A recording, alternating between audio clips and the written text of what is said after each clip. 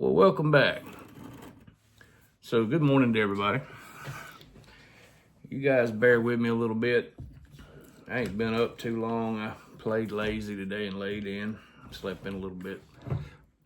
So, before I went to bed last night, I was watching YouTube. Of course, I try to keep up with the firearms community and the training and things like that. I run across this guy, and pardon me, there'll be coffee in this video. I'm gonna try to make it as short as I can, but I've got information I want to get out to you, and I want you to think on this stuff. I'm not saying it's 100% correct, but I want you to see it kind of in a different way. I run across this guy. He claims to have been a Navy SEAL. Great. If he was a Navy SEAL, I appreciate your service, and I thank you for it. But he tends to be putting out some videos that are more geared toward being tactical, buying the gear and this, that, and the other, than actual explaining why and why not. And, why and why not to use certain things. So today, we're not going to showcase a gun. We will use a gun for demonstration or just for, an example. But it infuriates me that some of these YouTube Rambos, they get on and they've got these nice ranges and all, and hey, I'm proud of you. They go out and they'll burn, 2,000 or 3,000 rounds of ammo to show you how good they are. None of that's helping you whatsoever. So his video was on AR style sighting systems. I'm okay with that, but AR style sighting systems for home defense specifically. Now that's where I have a problem. AR style sighting systems for home defense. Now just think about that for a minute. ARs come with many different options on the style of sights that you want to use on it. And you really should have a dedicated home defense weapon or two in your home. And your family should be trained on how to use it. The ones that are, of course, old enough to know, that old enough to be safe and do it. But I'm not going to sit and critique him too bad. I will say he had 4 or 5 AR-15s laying on the table. 4 of those were scoped rifles. Let's just say this, and I want you to use your common sense here.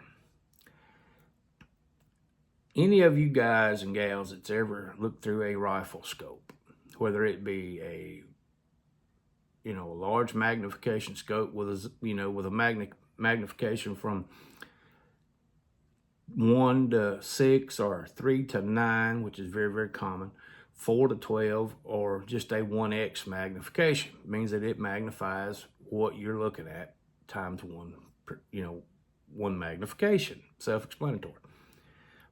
So if you've ever looked through a scope or a set of binoculars or something of that with that magnification and those lenses, if you've ever been down south and hunted deer, I'll compare it to this. If the deer's 10 to 15 yards and you got a 3-powered scope, it's very hard to find that animal in the scope, all right, because it's too close. Further out the scope, that's where you can pick it up a little better. But up close, sometimes I've actually had deer I've lost them because I couldn't find them quick enough with them on the move in a scope. Okay. That can happen at any magnification range. So having a magnified optic on a home defense weapon, in my opinion, is you're already crippling your ability to engage a target and defend your family. You know, it's in the middle of the night, you're asleep, you hear your front door kick open, you jump up and you grab your AR because you've not yet learned that a 12 gauge is better. But AR is the thing. You jump up and you grab your AR. I'm gonna try to stay on track here, guys, really. There's a lot of videos I could make off this subject. But anyway, you grab it and you're easing through the house toward that noise, I hope.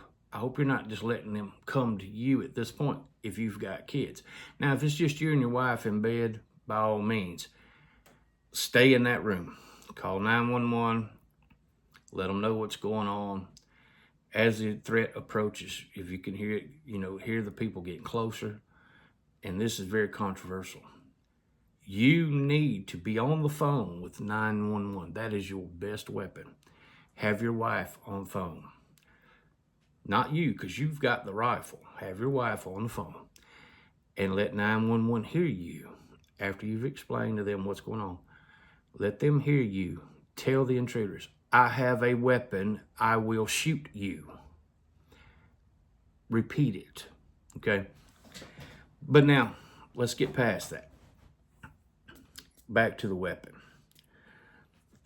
So if you've got kids or other members in your home, and you're having to actually go out of your room and find this threat because you don't know where they're going, they could be going into your children's room. It's dark. You're not going to turn on any lights if you got any sense.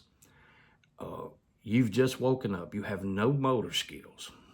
Okay, you can't really see. You're like, what the hell?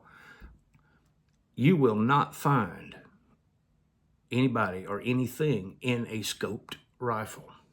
You just will not. And before you say, well, I've got backup sights for that. Well, why should they be backup sights? You're not deer hunting with your home defense weapon.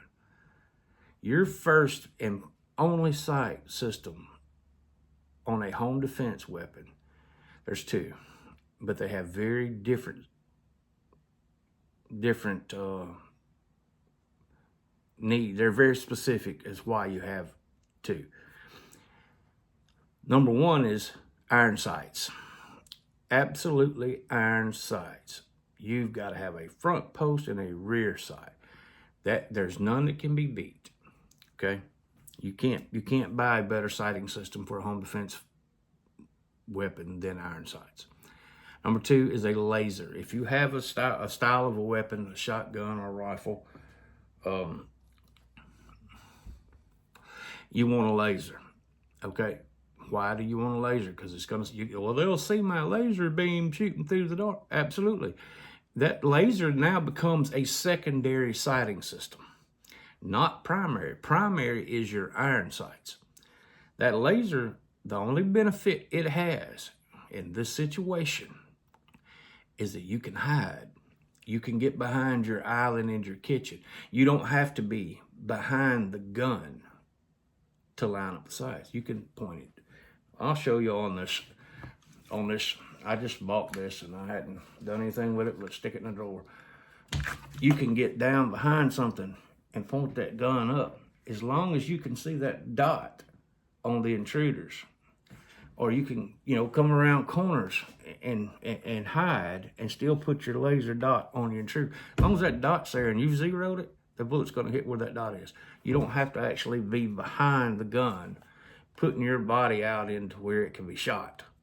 So laser, iron sights, number one, laser, number two, only as a backup. If you're more inclined to turn that laser on in the middle of the night, don't put it on there. Honestly, do not put it on there. And this style of weapon, you ain't lived until you've set off an AR-15 inside your home. I guarantee you will not hear anything for the next 15 minutes but beep. So you've got to have a plan. Your family needs to know what to do, and that's a whole nother video. But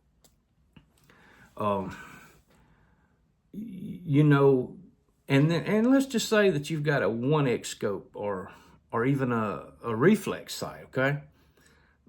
If you're gonna use a reflex sight on a home defense weapon, it needs to be a shake awake, number one. You don't have time or the motor skills to reach up and turn it on and all that bullshit. Oh, excuse me, all that stuff. It needs to be shake awake to where if you grab the weapon, it comes on. But there's a drawback. How many of you guys sleep with your windows and your doors open? We don't do that anymore. We used to back in my day when we were a kid because we didn't have air conditioning. And people wasn't freaking hoodlums like they are now and dope fiends. But so it's safe to say we all close our windows and our doors while we're asleep, right? Okay, we all have air conditioning and heat, okay? There's at no time with your home closed that the temperature will be the same inside your home and outside your home. Okay, it's either going to be warm in the house and cold outside, or it's either going to be cold in the house and warm outside. Lenses on scopes, even reflex sights and red dots, fog up instantly. You deer hunters know what I'm saying. They fog up instantly when there's a temperature change. You can't see through that, even if it was daylight, and you certainly can't see through it at night. You pick up a gun and there's somebody in your front yard and you see them before they actually come in the house and you want to address the situation. Open that door. You can't see shit through that scope. It is a bad idea to have a battery-powered optic or a magnification type optic on a home defense weapon. Iron sight's number one, laser number two, but only the laser is only if you train and learn to only use it as a backup. Number one is iron sights. You just can't beat it. This is the only scenario that I would tell you to put a flashlight on a weapon, and that's on a long gun or pistol. Of course, this is an AR pistol, ATF. So it's not a shouldered weapon, but that flashlight, and you only turn it on when you are in the room and you're determined the safety's off and you're ready to use your weapon. Only then should you turn that thing on, and it should not be pointing in the direction of where you're fixing to fire if you've got children or someone in your home. So with that, I think it's permissible to have a flashlight on a home defense weapon. Handguns, no. That's just me. 12 gauge is still way far superior to an AR-15 in 223 or even 300 Blackout or 458 SOCOM. 12 gauge shotgun is just the ultimate. But the rules apply there too. No sighting systems.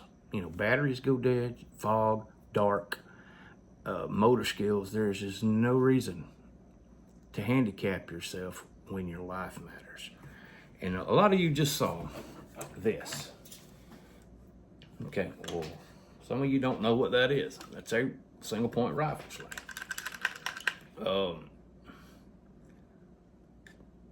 This is your lifeline.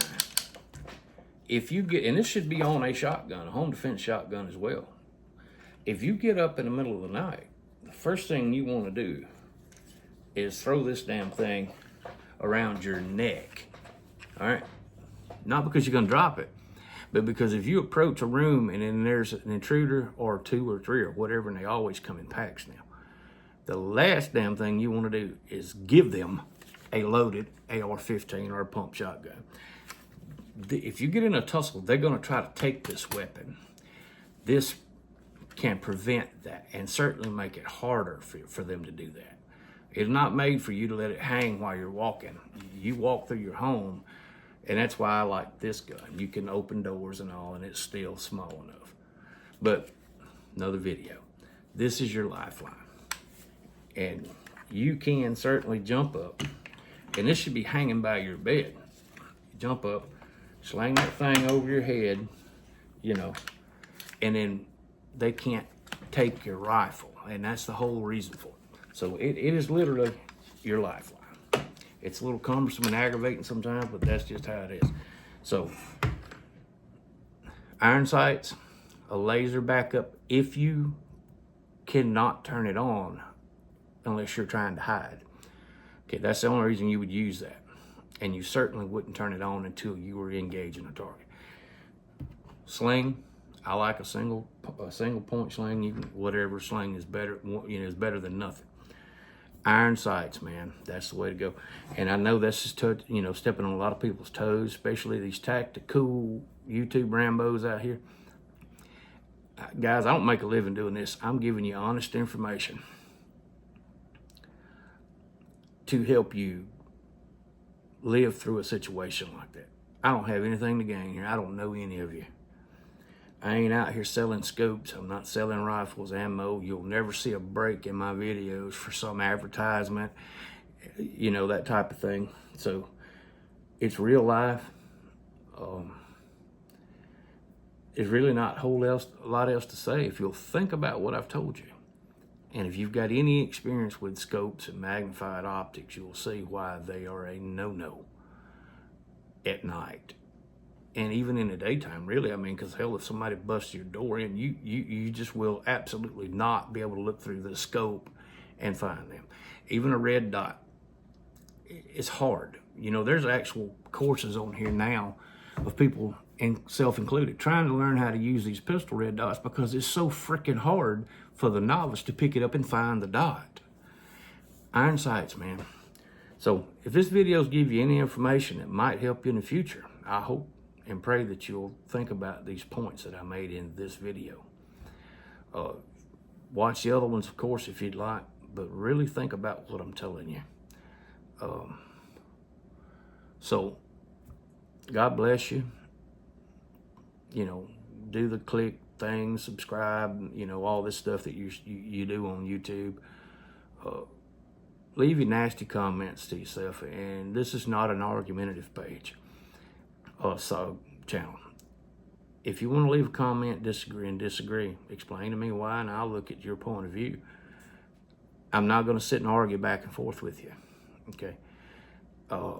It's just that way, so not saying I'm 100% correct on everything all the time, because I do this shit off the cuff. I don't sit and study for weeks and weeks and weeks on end and see what other people are saying and then just try to mimic them. I tell you what I feel in my heart and in my head with what little common sense I still have. So anyway, thank you for watching. God bless you. Take care of each other.